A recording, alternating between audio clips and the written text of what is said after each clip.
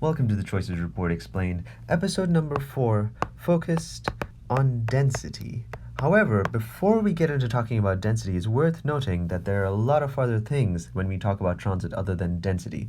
And the Choices Report actually has maps of a lot of them. So, a demonstrable need is people with low incomes. Another need is people without cars. Another need is our senior population. Another need is to make sure that we create a more equitable system when it comes to race and ethnicity. It also describes other market forces that aren't density, for example, walking access and walking connectivity.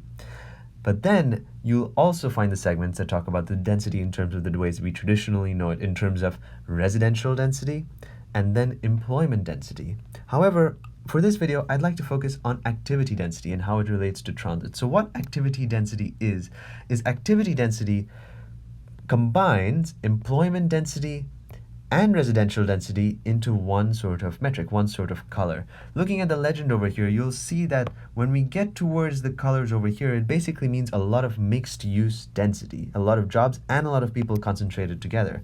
When you get towards this top here, you'll see high residential density but not a lot of employment density, and the bottom left color here you'll see high employment density but not a lot of residential density. The reason this is important is transit tends to be most successful in the places that have high mixed density. Just to give you an example of what that means exactly, I'm going to pick a random spot here. For example, you have a lot of residential density here and you have a lot of employment density up here. What that means for transit is that in the morning you have people trying to go one way because they're going to work, and in the evening they're coming back home.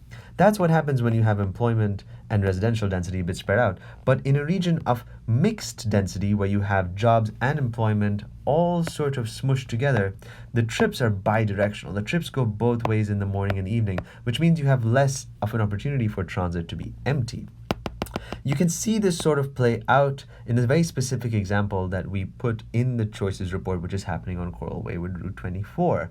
So let's look at this entire diagram for a second, because you can see that the density is much higher on the right and the density sort of trails off a bit to the left. Now, every bubble that you see here, these bubbles that you see going along, that's the number of people getting on the bus, both inbound and outbound.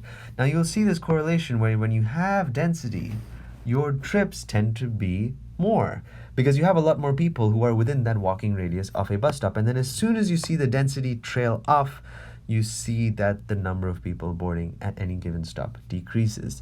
So you can learn more about the relationship between density and transit at www.betterbus.miami.